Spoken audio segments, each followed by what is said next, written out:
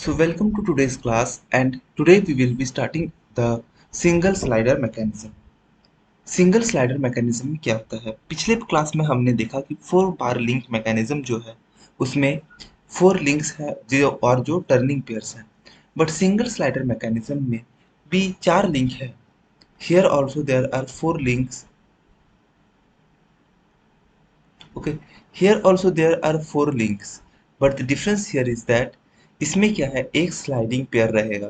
इसमें एक sliding pair रहेगा और 3 टर्निंग पेयर रहेगा. तो किस तरह से रहेगा? फॉर एग्जाम्पल देखिए कुछ इस तरह से. कंसिडर कर लीजिए ये आपका सिलेंडर है और ये आपका पिस्टन रॉड है. ओके, तो जहाँ पे आपका सिलेंडर फिक्स है, जिस रीजन में आपका सिलेंडर फिक्स है, उसको हम लोग कंसिडर कर सकते हैं कि फिक्स चीज को एक लिंक कंसिडर कर सकते हैं. And here we can consider it as the fixed वाला को एक लिंक कंसिडर कर सकते हैं. एक लिंक है जो कि यहाँ पे घूम सकता है, टर्निंग पेयर है, तो ये यहाँ पे कुछ घूम सकता है. तो ये जो लिंक है इसको हम लोग कंसिडर कर सकते हैं लिंक नंबर 2. एक कनेक्टिंग रॉड हो सकता है link number 3, and the sliding pair is the link number 4. तो पिस्टन जो है वो क्या करता है, सिलेंडर में वो मूवमेंट करता है, सिलेंडर के अंदर रेसिप्रोकेटिंग मूवमेंट करता है, आगे पीछे होता है. क्यों? क्योंकि यहाँ पे मेरा जो क्रैंक है, क्रैंक घूमता है. हमारा क्रैंक यहाँ पे घूमने पर कनेक्टिंग रॉड जो है वो भी आगे पीछे होगा.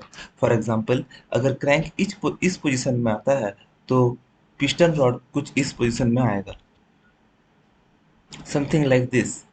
ओके, तो यही हम देख सकते हैं कि ये जैसे इधर घूमते जाएगा क्रैंक, तो क्रैंक घूमने पर हमारा जो पिस्टन रॉड है वो इस तरफ से आते जाएगा. And then after certain point और इस लोकेशन से जब वो इधर जाएगा तो पिस्टन रॉड फिर से अंदर की तरफ जाएगा. ओके, तो क्रैंक के मूवमेंट से हमारा पिस्टन रॉड में स्लाइडिंग मोशन बनता है, या फिर इसको अपोजिट वे में भी कह सकते हैं कि स्लाइडिंग मोशन होने से क्रैंक मूवमेंट होता है. तो कुछ केसेस देखते हैं. First case, in the first case we keep the cylinder fix. हम पहला केस में क्या करते हैं, सिलेंडर को फिक्स करते हैं. सिलेंडर को फिक्स करने पर क्या होता है, आइए देखते हैं. कंसिडर कर लीजिए ये सिलेंडर है एंड इसमें पिस्टन रॉड है.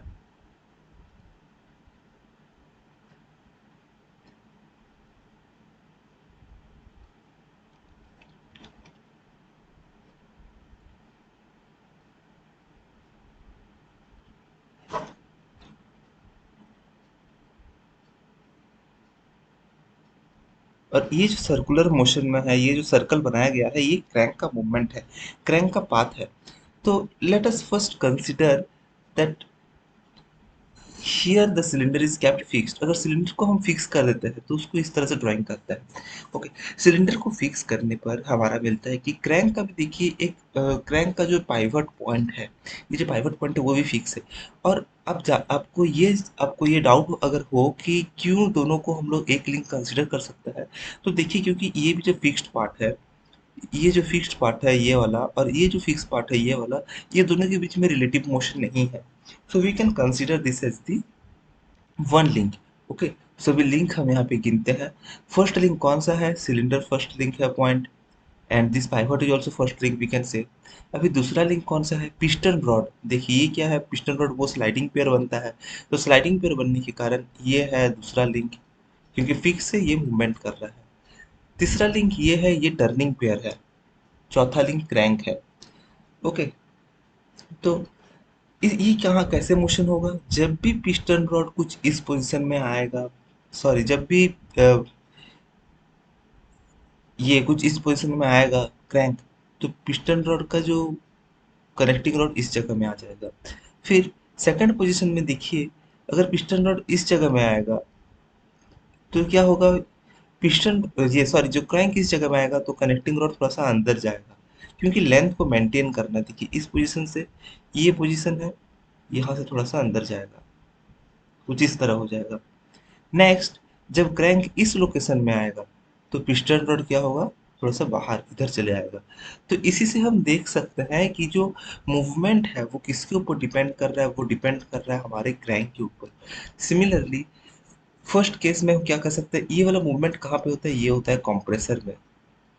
कंप्रेसर में क्या होता है, कंप्रेसर में जब भी हम ऑन करते हैं मोटर, मोटर ऑन करने पर जो लिंक है वो ऑन होता है, और इससे क्या होता है, इससे हम लोग आउटपुट ले सकते हैं. तो और इधर मान लीजिए इनकमिंग एयर है। तो एयर जो है वो इनकमिंग होता है, और ये क्रैंक मोशन करने पर ये क्रैंक जैसे ऐसे घूमता रहता है। घूमते घूमते क्या होता है, ये अपना जगह में इधर आता है जो कि एयर इनलेट होता है। फिर जब इस पोजीशन में आता है क्रैंक तो वो पुश होता है। क्रैंक का मोशन की वजह से पिस्टन रॉड का स्लाइडिंग मोशन होता है, रेसिप्रोकेटिंग मोशन। तो इसी से क्या है, गैस कंप्रेस होता है। तो गैस को कंप्रेस करके यहाँ से हम लोग स्टोरेज में भेज सकते हैं। Similarly in the second case हम ये कंसिडर कर सकते हैं कि जो स्लाइडिंग मोशन जो है इसमें, हम इसमें कंसिडर कर सकते हैं कि पहला केस में हम लोग देख लिए इनपुट किसको ले लिए हैं। फर्स्ट केस में we took the input as crank, crank को इनपुट ले लिए। एंड आउटपुट किसको ले लिए, आउटपुट ले लिए पिस्टन रॉड को, स्लाइडिंग पेयर को। नाउ अगर हम लोग इनपुट ले स्लाइडिंग पेयर को, स्लाइडिंग पेयर को इनपुट लेने पर हमें क्या मिलेगा, स्लाइडिंग पेयर को इनपुट लेने पर हमको मिलेगा कि जब भी स्लाइडिंग पेयर को कुछ ऐसे इस वजह से वो मोशन करता है, जैसे हम लोग आईसी इंजन में पढ़ेंगे एक्सपांसन प्रोसेस होता है जहाँ पे कि पिस्टन रॉड को पुश हो जाता है एक्सप्लोजन के कारण। स्पार्क प्लग से जो एक्सप्लोजन होता है एयर फ्यूल मिक्सचर में, उससे एक फोर्स जनरेट होता है जो कि पिस्टन रॉड को पीछे तरफ ढकेल देता है, इसको बाहर की ओर धकेलता है। ये जो बाहर की ओर पुश के कारण हमारा क्रैंक जो है वो मोशन करता है। तो इसमें क्या है कि इसमें हमारा इनपुट कौन सा है, स्लाइडिंग पे है, और आउटपुट कहाँ पे मिल रहा है, क्रैंक पे मिल रहा है। इसी वजह से जो है आपका चक्का घूमता है। क्यों, क्योंकि फ्लाईव्हील घूमने का मेन कारण यहाँ पे है कि जो मोशन हो रहा है स्लाइडिंग पर में वो ट्रांसमिट हो रहा है क्रैंक तक। फर्स्ट एग्जाम्पल हम लोग देख लिए सिलेंडर को फिक्स करके। Next let us now fix the cylinder fix करने पर हमें मिल गया है कंप्रेसर और आईसी इंजन। नेक्स्ट हम क्या करते हैं, क्रैंक को फिक्स करते हैं।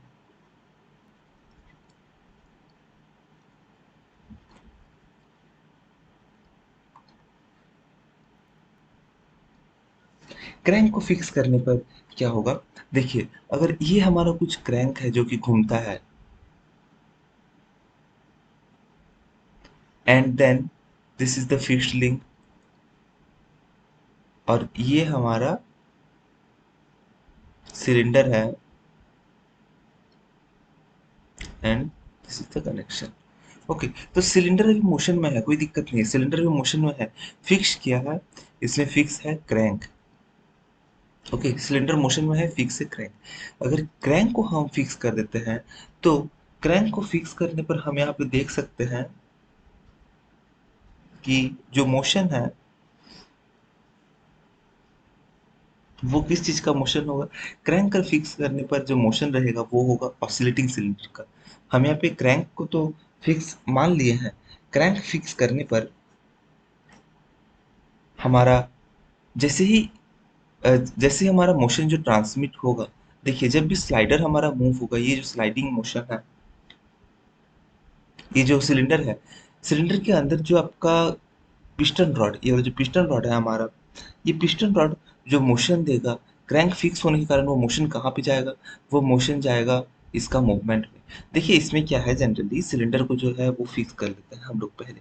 सिलेंडर को फिक्स करने के कारण इसमें एक ऑसिलेटिंग मोशन एक मिलता है, जिसको हम लोग जनरली कह सकते हैं कि और इसमें एक क्रैंक को हम फिक्स कर लेते हैं। तो इसका इससे पहले हम एक ऐसा स्टडी करते हैं जिसमें कि आपको कन्फ्यूजन ना हो। देखिए जैसे हमको क्रैंक को फिक्स करना है, तो क्रैंक को फिक्स करने पर हम एक मोशन के बारे में पहले स्टडी करते हैं जिसको कहा जाता है Whitworth quick return mechanism. Okay, देखते हैं वो उसका एक स्लाइड रहेगा। व्हिटवर्थ क्विक रिटर्न मैकेनिज्म, ये मोशन में देखिए क्या है, कंसिडर कर लीजिए कि ये आपका क्रैंक है।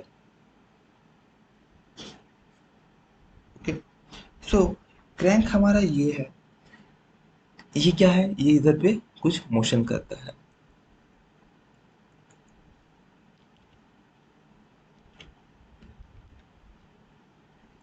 ये ड्राइंग हम इसीलिए यहाँ पे नहीं बनाए हैं क्योंकि आपको ये ड्राइंग जो है समझना पड़ेगा, और एग्जाम जब आए तब जो एंगल रहेगा, जो भी चीज रहेगा, वो आपको इस ड्राइंग के माध्यम से ही दिखाना पड़ेगा। तो जो ड्राइंग है उसको इसीलिए नहीं कंसिडर किया है। तो late us consider here that the crank is fixed. अभी क्रैंक को हमने फिक्स कर दिया है। क्रैंक फिक्स करने पर इसमें हमारा और भी कुछ लिंक है, उसको हम देखते हैं।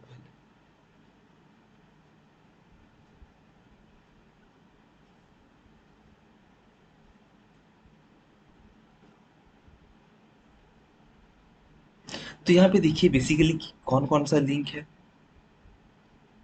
देखिए ये है हमारा स्लॉटेड पेयर।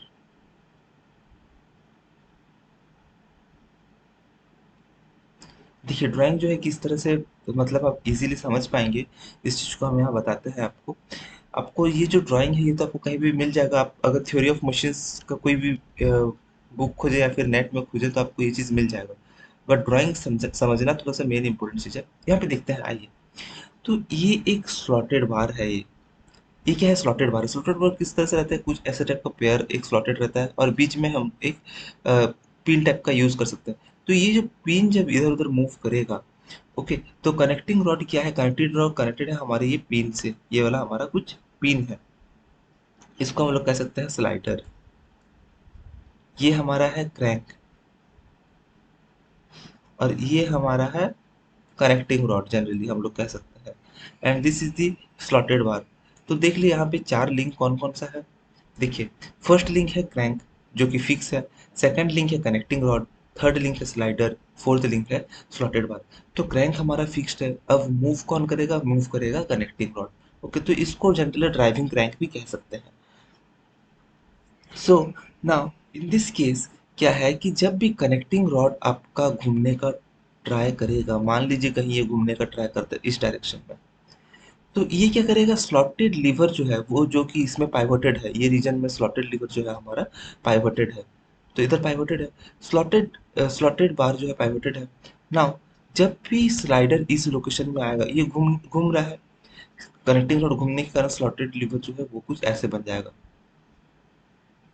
क्यों बन जाएगा इस पोजीशन में? ये जो स्लॉटेड बार है वो इस पोजीशन में क्यों बन जाएगा? क्योंकि कनेक्टिंग रोड घूम रहा है और ये तो पाइवोटेड है। यहाँ से फ्री टर्निंग पेयर मिल रहा है हमको। ये जो लोकेशन है इसमें टर्निंग पेयर मिल रहा है। तो टर्निंग पेयर मिलने के कारण जो ये जो स्लाइडर है वो कुछ इस पोजीशन में आ जाएगा। सिमिलरली नेक्स्ट में क्या होगा?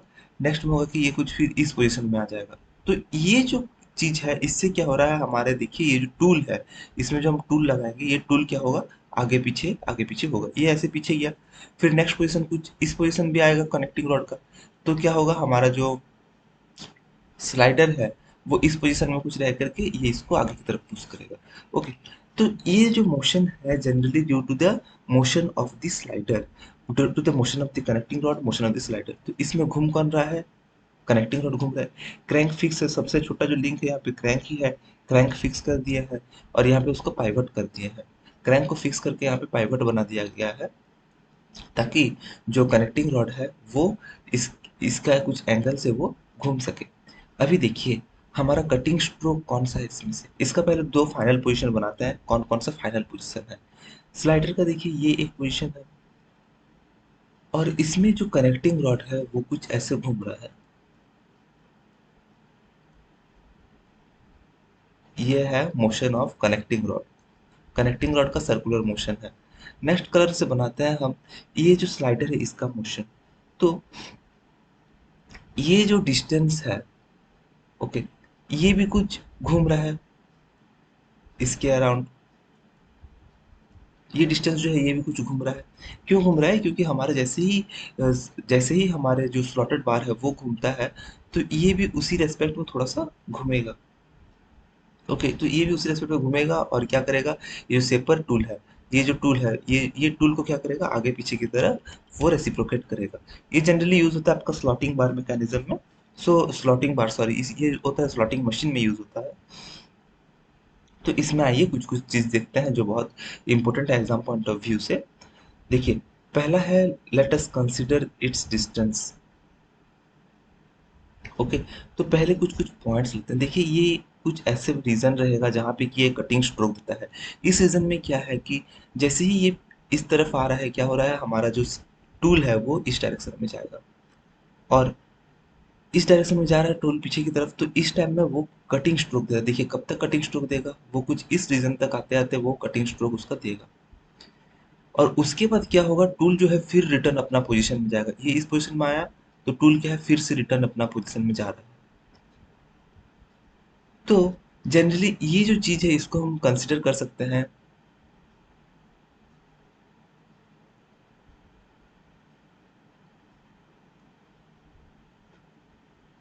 ओके। तो जनरली ये जो चीज़ है इसमें हम कंसिडर कर सकते हैं कटिंग स्ट्रोक का जो ये है हमारा रिटर्न स्ट्रोक। तो रिटर्न स्ट्रोक को अगर हम लोग मानते हैं बीटा, एंड कटिंग स्ट्रोक अगर इस डायरेक्शन नीचे वाला जो डायरेक्शन है इसको हम लोग मानते हैं, ये जो एंगल है इसको हम लोग अल्फा मानते हैं, ये चीज़ को अल्फा। तो हम यहाँ देख सकते हैं कि टाइम ऑफ कटिंग स्ट्रोक, ये फॉर्मूला देखिए बहुत इंपॉर्टेंट है। Time of cutting stroke by time of return stroke, ये क्या हो जाएगा? Time of cutting stroke by time of return stroke हो जाएगा। हमारा टाइम ऑफ कटिंग स्ट्रोक कितना है? अल्फा है। Time of return stroke beta है। इसको हम लिख सकते हैं, अल्फा को अल्फा लिख सकते हैं, हमको पता है कि alpha plus beta is equal to 360 degree. Okay, here alpha plus beta is equal to 360 degree. So here we can say that alpha by 360 degree minus beta. Okay, हम इसको इस तरह से लिख सकते हैं। और इसको लिख सकते हैं 360 degree minus alpha by beta भी लिख सकते हैं, अगर अल्फा को हमको चेंज करना हो तो। Okay, so this is the formula for the Whitworth quick return motion mechanism और क्विक रिटर्न मैकेनिज्म। तो ये जो है इसमें कटिंग स्ट्रोक किस तरह से हो रहा है?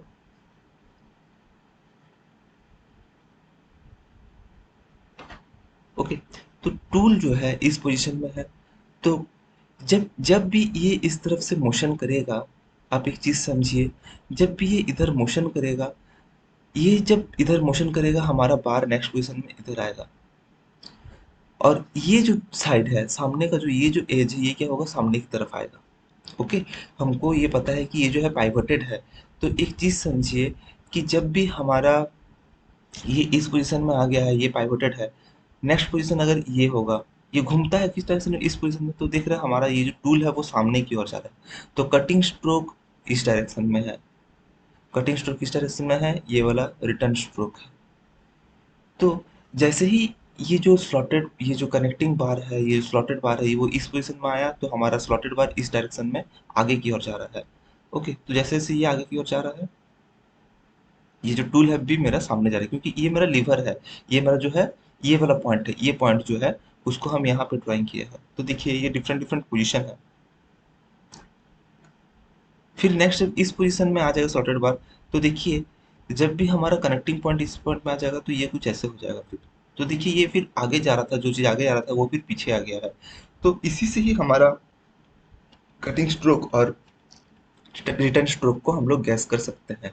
ओके, तो हमको ये चीज़ पता चल गया है कि सामने से जा रहा है वो कटिंग स्ट्रोक है, एंड ये जो है ये हमारा रिटर्न स्ट्रोक है। तो यहाँ पे कंफ्यूज नहीं होना है कि अल्फा कौन सा लें। हम लोग मान लिया है कि पहला ऊपर वालों का अल्फा लें। तो ड्राइंग इसीलिए इंपॉर्टेंट है। चीज़ आपका ये फॉर्मूला के ऊपर नहीं डिपेंड करता है, चीज़ आपका ये ड्राइंग के ऊपर इंपॉर्टेंट है कि कौन सा बीटा है कौन सा अल्फा है। सेकंड चीज़, आदमी कहाँ पे कंफ्यूज होता है कि मेरा जब मोशन इस तरफ से हो रहा है तो वो कटिंग स्ट्रोक क्यों हो रहा है। जब भी आपका कनेक्टिंग रॉड जो है वो आपका इस तरफ में जा रहा है, स्लाइडर इस तरफ में जा रहा है, तो देखिए यहाँ पे एक हिंज पॉइंट है ना, पाइवट पॉइंट है। तो पाइवट पॉइंट होने के कारण ये वाला जो पॉइंट है ये क्या होगा? सामने की ओर आएगा। ओके, आप समझ सकते हैं वो चीज को। एक पाइवट है, तो अगर ये इधर जाएगा तो ये जनरली इधर ही आएगा। तो ये इधर आ रहा है तो टूल जो है वो सामने की ओर जा रहा है, वो काटते काटते काटते काटते जा रहा है। ओके, तो क्विक रिटर्न मोशन मैकेनिज्म का नाम इसीलिए दिया गया है क्योंकि ये रिटर्न जल्दी हो रहा है। तो आप देख सकते हैं कि बीटा जो है काफी बीटा जो है काफी छोटा है with respect to alpha. Okay, next इसमें हम लोग क्या किया है, इसमें हम कर लिया है क्रैंक को फिक्स्ड। तो क्रैंक फिक्स्ड करने पर हमको क्या मिलता है? क्रैंक फिक्स्ड करने पर हमको मिलता है Whitworth quick return mechanism. Next हम अभी किसको फिक्स करेंगे? नेक्स्ट हम मान लेते हैं कि हम करेंगे भी कनेक्टिंग रॉड को fixed.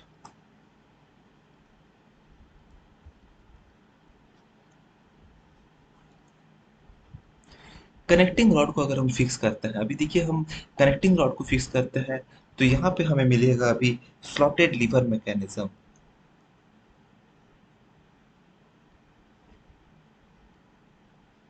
Slotted lever quick return mechanism. तो इसके बारे में और एक बार देखते हैं। देखिए इसमें भी वही सेम चीज है। Slotted lever crank and slotted lever quick return mechanism जो है इसको समझते हैं। उसमें हम समझ लिए हैं। यहाँ पे देखिए क्रैंक जो है वो फ्रीली अपने एंड में घूमेगा। क्रैंक जो है वो आराम से घूमेगा। मेन जो अभी फिक्स है कौन है? अभी फिक्स है कनेक्टिंग रॉड। इसको हम फिक्स कर दिए हैं। क्रैंक का मोशन किस डायरेक्शन में है, क्रैंक इस तरफ से घूम सकता है।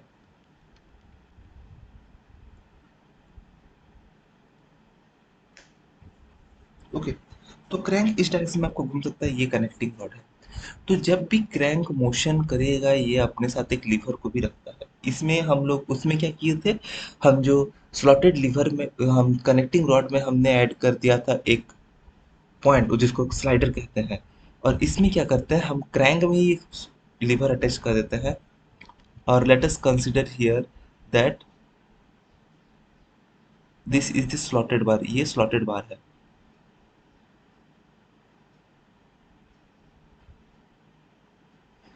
So this is the slotted bar. इसको भी देखिए, ये थोड़ा सा अलग है वो सबसे। तो इसका जो फाइनल कंसिडर कर लेते हैं, दो एक्सट्रीम एज ये है, कैसे एक्सट्रीम एज को कंसिडर किया गया है वो आप थोड़ा देर में अभी इसको समझ जाएंगे। ओके, तो देखिए स्लॉटेड बार ये है, इसका लेंथ और से बढ़ा देते हैं।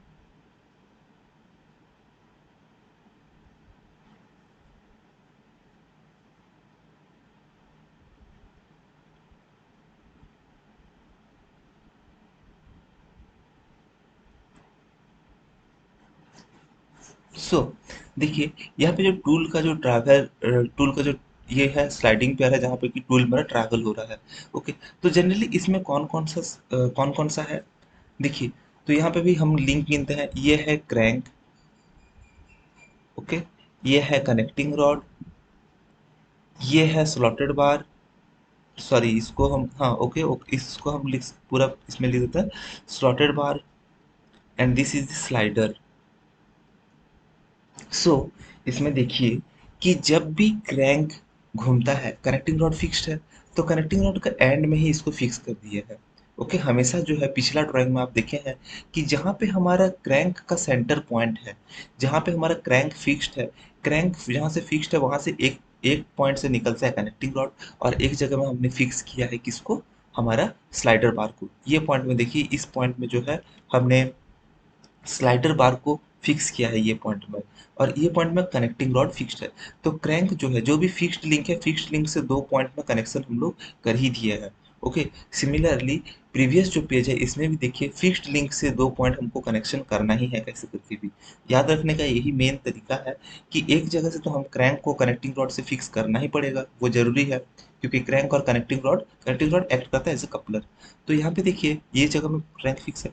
नेक्स्ट इस पॉइंट से हम किसको फिक्स करेंगे, अब तो एक बलि का बकरा बन गया है क्रैक, नेक्स्ट बलि का बकरा बनेगा slotted bar. Okay, so here at the next end extreme end we fix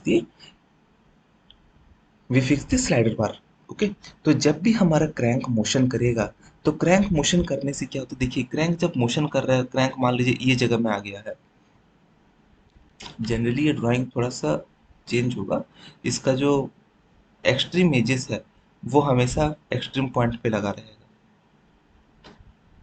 just a minute.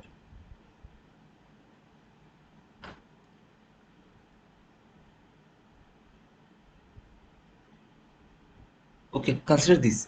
तो जब भी क्रैंक इस पोजीशन से इस पोजीशन में आएगा, क्रैंक घूम रहा है, क्रैंक घूमने के कारण क्या हो रहा है, जो स्लॉटेड लीवर है, यही ये जो स्लॉटेड लीवर है ये क्या करेगा, इस पोजीशन में आ जाएगा, तो इसीलिए इसको एक्सट्रीम एज कंसिडर किया है। ओके, सो नाउ अगर क्रैंक इस पोजीशन में आता है, इस पोजीशन जिस तरह से ये मोशन कर रहा है, तो स्लॉटेड बार भी क्या होगा, फर्स्ट पोजीशन ये है, सेकंड पोजीशन ये है, थर्ड पोजीशन देखिए यहाँ पे जब आएगा तब ये पोजीशन में आ जाएगा, ये पोजीशन में। फोर्थ पोजीशन में जब आएगा तब क्या होगा, ये कुछ इस पोजीशन में आ जाएगा। तो अभी हमको देखना है कि हमको अभी समझ में आ गया है कि क्रैंक कौन सा है और कौन मोशन कर रहा है, क्रैंक कौन सा है और स्लॉटेड लीवर कौन सा है, ये समझ में आ गया है। बट मेन अभी देखना है कि कटिंग साइड कौन सा है, रिटर्न साइड कौन सा है। देखिए हमेशा जो कटिंग साइड है वो फॉरवर्ड जाता है, हमने पिछले में भी देखा था कि कटिंग साइड में जो टूल है कटिंग स्ट्रोक में आगे की ओर मूव कर रहा है, इसमें भी वही चीज होगा। इसमें भी क्या होगा, कटिंग साइड में जो टूल है कटिंग साइड में वो आगे जाना है। और हमको मेन चीज हमको यहाँ पे मिलेगा जो चीज वो है कि रिटर्न स्ट्रोक जो है वो छोटा रहना चाहिए, क्योंकि क्विक रिटर्न मैकेनिज्म है, टूल भले आगे पीछे जाए। ओके, सो देखता है फर्स्ट, देखिए जब भी ये जो डिस्टेंस है, जब भी हमारा टूल इस जगह में आ रहा है, तो क्या कर रहा है, ये इसको पीछे की ओर खींच रहा है। हमारा जब भी स्लाइडर इस पोजीशन में आएगा, ये क्या करेगा, इसको पीछे की ओर खींचेगा। तो पीछे की ओर खींच रहा है ये, ठीक है। इस पोजीशन में जब आएगा ये भी पीछे की ओर खींचा है। अभी देखिए इस पोजीशन से जनरली हम लोग कंसिडर कर सकते हैं ये पोजीशन से ये पोजीशन जब तक भी है तो हमारा टूल जो है कैसे जा रहा है, इस पोजीशन में ये पीछे की ओर आ रहा है, और इस पोजीशन में अगर हमारा स्लाइडर है तो वो देखिए टूल थोड़ा सा आगे की ओर रहेगा। मेन डिपेंड करता है इसके ऊपर, ये कनेक्शन के ऊपर, ये कनेक्शन कहाँ पे है।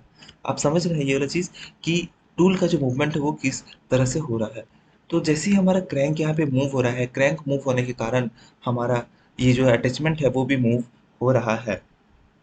नेक्स्ट इस पोजीशन में देखिए ये जो फर्स्ट पोजीशन है जहाँ पे कि टूल अटैच्ड है इसके साथ, इसको हम लोग कंसिडर कर सकते हैं दो पोजीशन जहाँ पे कि परपेंडिकुलर है।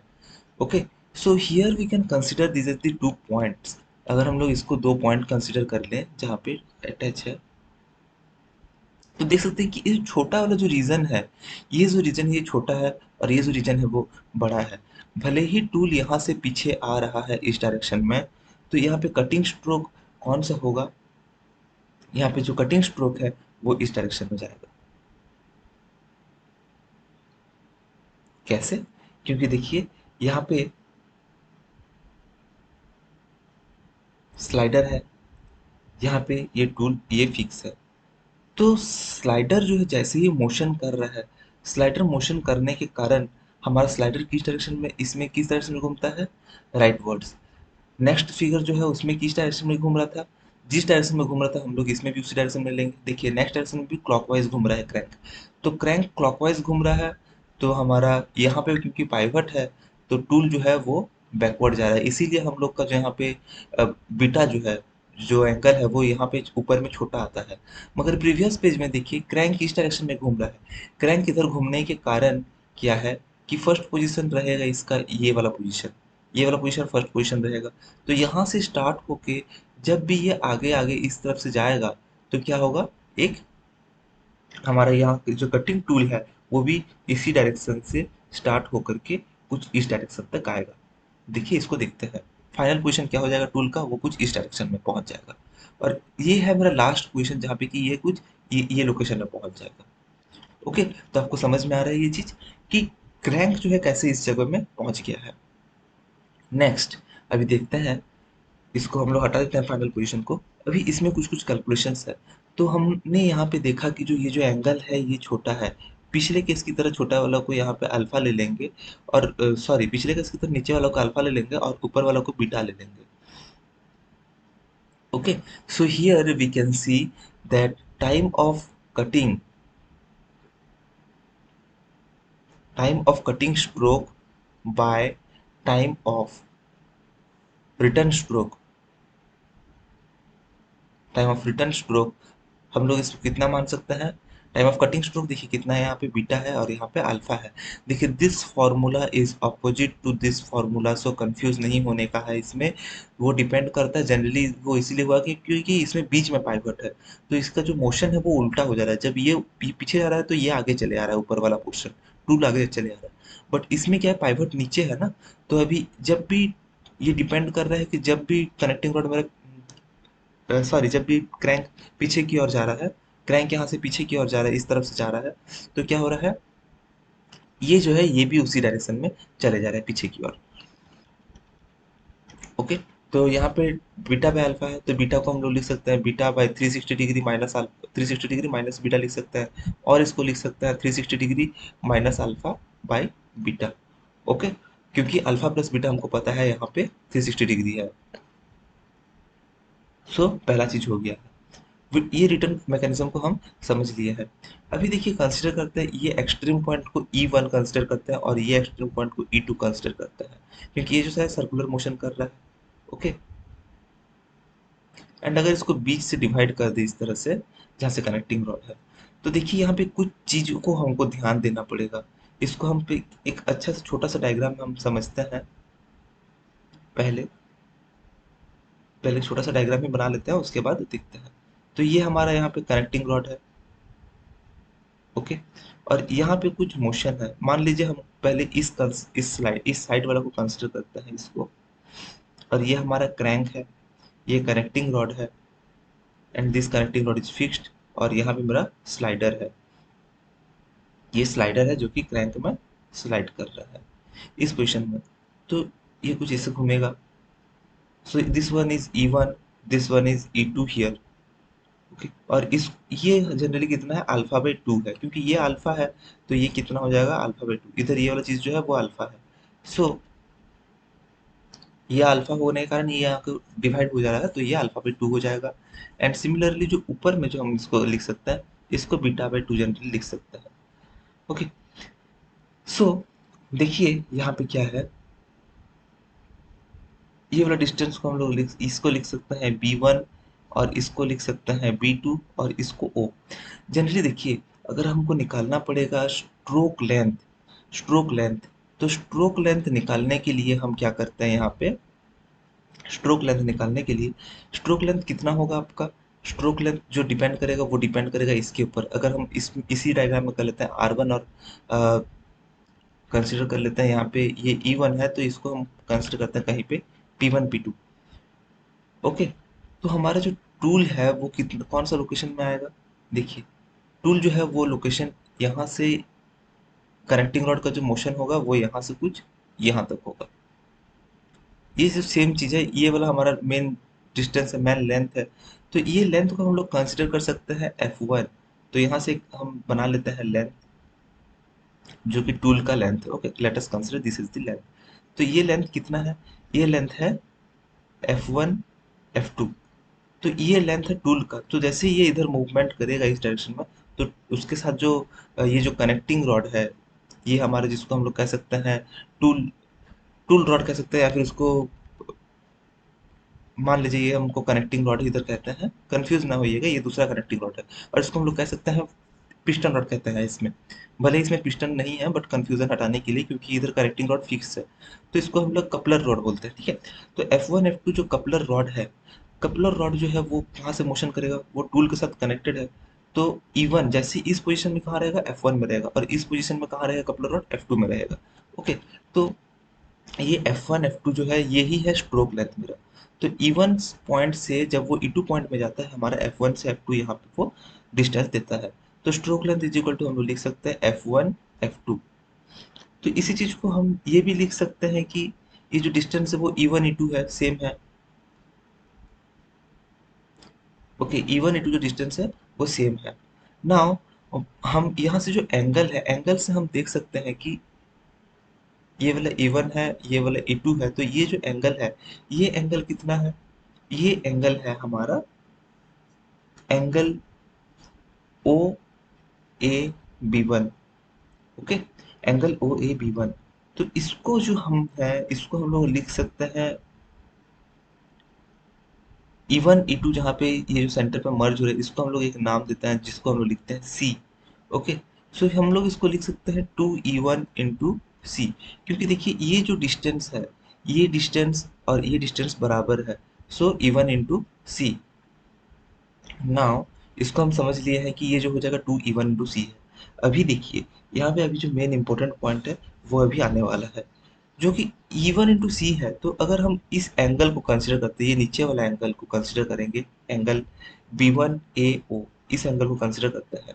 सो इन ट्राइंगल E1CA, इस ट्राइंगल में देखेंगे और इसका रिलेशन निकालेंगे E1 इंटू सी का, तो E1C जो है, सॉरी E1 इंटू सी नहीं है, ये आपका लेंथ है E1C। थोड़ा सा गड़बड़ हो गया यहाँ पे। ओके, सो इसको हम लिख सकते हैं E1C। तो अगर इसमें लिखेंगे तो हम लोग लिख सकते हैं, परपेंडिकुलर है तो परपेंडिकुलर के लिए हम लोग कॉस ले लेते हैं। Cos angle AB1, cos angle B1AO is equal to, perpendicular कितना है, डिस्टेंस हमारा परपेंडिकुलर है E1C। ओके, ये C है और ये A है। Easy E1C by hypotenuse. तो हाइपोटेनस कितना है, हाइपोटेनस है यहाँ पे E1A। तो यहाँ पे क्या है, E1A। तो cos थीटा हमारा निकल गया, cos थीटा अगर हम इसको थीटा मान लेते हैं ये वाला चीज को, तो यहाँ पे निकल गया कितना, cos theta is equal to इतना निकल गया है, ये वाला जो चीज है। नाउ हमको यहाँ पे ये चीज़ पता है कि कॉस थीटा का जो डिस्टेंस है वो निकल गया है, मगर इससे काम नहीं चलेगा। कॉस थीटा थीटा एंगल हमारे पास है नहीं, तो अभी क्या करते हैं, कॉस थीटा की जगह में इसको रिप्लेस करते हैं। अभी इन ट्रायंगल हम कौन सा करेंगे, छोटा ट्रायंगल कंसिडर करेंगे, बी वन ए ओ। अब ये वाला छोटा जो ट्रायंगल है, ये जो ट्रायंगल है इसमें भी लगाते हैं, तो इसमें भी कॉस थीटा कितना आ जाएगा, इसमें कॉस थीटा आएगा, देखिए परपेंडिकुलर कौन सा है, परपेंडिकुलर है ओ बी वन,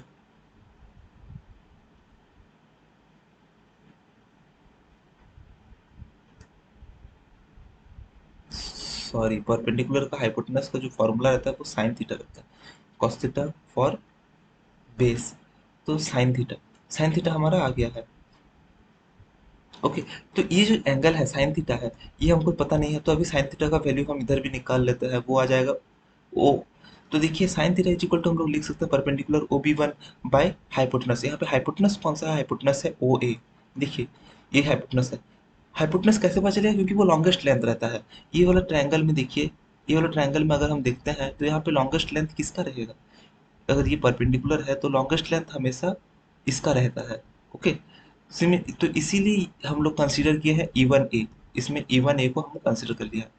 मगर ये जो छोटा ट्रायंगल देखेंगे तो ये देखिए इसके साथ परपेंडिकुलर बना रहा है, तो परपेंडिकुलर जो बना रहा है उसका ऑपोजिट में क्या है, हाइपोटेनस है। यहाँ पे देखिए परपेंडिकुलर का ऑपोजिट ये वाला में हाइपोटेनस रहता है, तो इसका परपेंडिकुलर का ऑपोजिट में भी ये जो ट्रायंगल है इसमें हाइपोटेनस रहेगा, तो ओ ए। Okay, now we can write that E1C. Now we can write E1C by E1A is equal to OB1 by OA. So E1C by E1A is equal to OB1 by OA. अभी हमको पता है कि E1C क्या है, E1C है हमारा stroke length, तो इसको एक साइड में रख करके हम लोग इसको फॉर्मूला में बैठाते हैं, E1A by OA। तो ये क्या है, हाफ स्ट्रोक लेंथ है, ई वन सी जो है हाफ स्ट्रोक लेंथ है। पहले इसको देख लेते हैं क्या है, ओबी वन क्या है, ओबी वन है रेडियस ऑफ क्रैंक, तो इसको जनरली हम लोग आर से डिनोट करते हैं। ई वन ए क्या है, देखिए यहाँ पे ई वन ए है लेंथ ऑफ कनेक्टिंग रॉड, इसको एल से डिनोट कर देते हैं, कैपिटल एल से। एंड ओ ए क्या है, ओ ए है, सॉरी ई वन ए जो है लेंथ ऑफ स्लॉटेड लीवर है, and O A is the length of connecting rod, तो हम इसको स्मॉल एल से डिनोट करते हैं। Now we can write that length of connecting rod, length of stroke, or the stroke length is equal to 2E1C. So here we can write that 2RL by small l. So this is a very important formula, अगर आपका किसी में भी question आए तो आप इस formula का यूज कर सकते हैं। First this formula is important, and the previous one, that is alpha by beta, that we used in the previous work, so this is all, that was also important, that was that beta by alpha। Okay, so now 2 RL by, here R क्या है, R है radius of crank, capital L क्या है, length of slotted bar, and small l क्या है, small l है length of connecting rod। Okay, so length of connecting rod, so this we have completed as the previous. इसमें देखना है तो first में क्या है, हमने फिक्स किया था, हमने फिक्स किया था सिलेंडर को, तो सिलेंडर को फिक्स करने पर हमें मिला compressor. In the next case we got the engine, or that we can say that IC engine in the next case. In the second case we kept the crank fixed and we got the Whitworth piston mechanism. In the third case we kept the connecting rod fixed, तो connecting rod fix करने पर हमें क्या मिला, slotted bar mechanism. And fourth case में हम क्या करेंगे, अभी जो फिक्स करेंगे वो करेंगे स्लाइडर। अगर स्लाइडर को हम फिक्स करते हैं तो हमें क्या मिलेगा, इसका कुछ एग्जांपल याद रख लीजिए स्लाइडर को फिक्स करने पर, जो कि इंपॉर्टेंट है, हैंड पंप हो गया, और हो गया इसमें आपका बुल इंजन, और we can say this two are important example remember. एक होता है पेंडुलम इंजन, तो ये सब होता है जब स्लाइडर को फिक्स रखते हैं। यहाँ पे सबसे मेन इंपॉर्टेंट दो ये दो है, और सिलेंडर फिक्स वाला आईसी इंजन कंप्रेसर भी जनरली पड़ता है, तो ये चीज रख ले। इसका और कुछ कुछ एग्जांपल देखते हैं जो कि आपको कुछ किताबों में मिल जाएंगे। क्रैंक फिक्स रखने पर हमको इसमें मिल सकता है रोटरी आईसी इंजन, इसका कोई भी इमेज दिखिएगा, बहुत आपको इंटरेस्टिंग लगेगा, या फिर कोई वीडियो आपको यूट्यूब में मिल जाएगा, इसका वीडियो देखिएगा रोटेरी आईसी इंजन का, बहुत इंटरेस्टिंग लगेगा। इसको गॉम इंजन भी कहा जाता है। तो रोटरी आईसी इंजन है। और इसको कनेक्टिंग रॉड को जहाँ फिक्स रखते हैं इसको कहते हैं oscillating cylinder engine.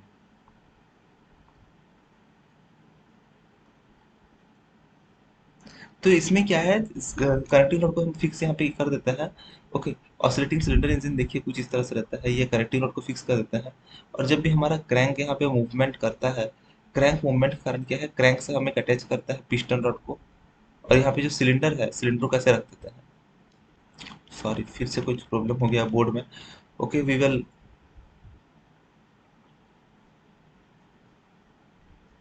just look at it. The next page also there's the problem.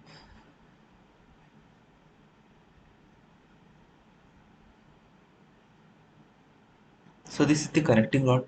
Okay. तो कनेक्टिंग रॉड को फिक्स रखता है ये क्रैंक है। क्रैंक क्या है, क्रैंक आपका मोशन करता रहता है इस तरह से।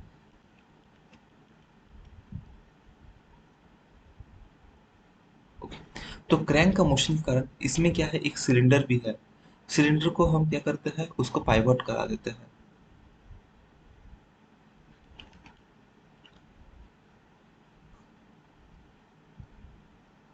सिलेंडर को इस जगह पाइवट करा देता है कुछ। और यहाँ पे रहता है मेरा पिस्टन। ओके सिलेंडर यहाँ पे पाइवटेड है मान लीजिए। तो यहाँ पे रहता है पिस्टन जो कि कनेक्टेड रहता है इसके साथ। तो जब भी ये घूमता है, ये घूमने के कारण क्या होता है कि ये जो सिलेंडर है फर्स्ट पोजीशन में ऐसा है, सेकंड पोजीशन में उसका कैसा हो जाएगा, जब ये इस डायरेक्शन में चला आता है, सिलेंडर देखिए इस तरह से देख रहा है, सिलेंडर क्योंकि पाइवोटेड है तो वो इस डायरेक्शन में आ जाएगा। नेक्स्ट जब सबसे नेक्स्ट डायरेक्शन में क्या हो जाएगा, वो नीचे की ओर मूव करेगा। देखिए ये पाइवोटेड है तो ये इस डायरेक्शन में हो जाएगा। तो अब जो फुटबॉल का पंप अगर आप देखे होंगे, जो पैर से जो पंप होता है उसमें देखिएगा सिलेंडर जो है उसमें जनरली थोड़ा सा अलग रहता है। बट ऑसिलेटिंग सिलेंडर कुछ इस तरह से रहता है कि सिलेंडर जो है वो घूमते रहता है, ऑसिलेट करता रहता है, इधर से इधर, फिर इधर से इधर। तो एक पॉइंट में आप देख सकते हैं कि ये ऑसिलेट कर रहा है, तो यही जनरली एग्जांपल है आपका ऑसिलेटिंग सिलेंडर का। ओके। तो नेक्स्ट क्लास में हम देखेंगे double slider, double slider mechanisms जो है उसको हम पढ़ेंगे। Till then if any doubt ask it in the app. App आप डाउनलोड कर सकते हैं यहाँ से। ऐप आप प्ले स्टोर से डाउनलोड कर सकते हैं, एक्सएडू ऐप, इस पास एजुकेशन ऐप। तो इसको आप खोज सकते हैं, इससे आप क्वेश्चन पूछ सकते हैं। ओके। कुछ भी अगर डाउट है, और generally we will be starting some other videos. ये जनरली लंबा लंबा वीडियोस इसीलिए है क्योंकि इसमें कॉन्सेप्ट्स हम लोग समझा रहे हैं। कुछ ऐसे वीडियोस रहेंगे जिसमें कि हम लोग बस शॉर्ट में करके उसको समझा देंगे, तो आपको टाइम वेस्ट नहीं होगा उसमें। ओके कॉन्सेप्ट्स याद रखने के लिए। मगर एक बार आप समझ जाए तो कॉन्सेप्ट्स आपको याद रखेगा, इसीलिए ये लंबा लंबा वीडियो देखना जरूरी है। Okay thank you.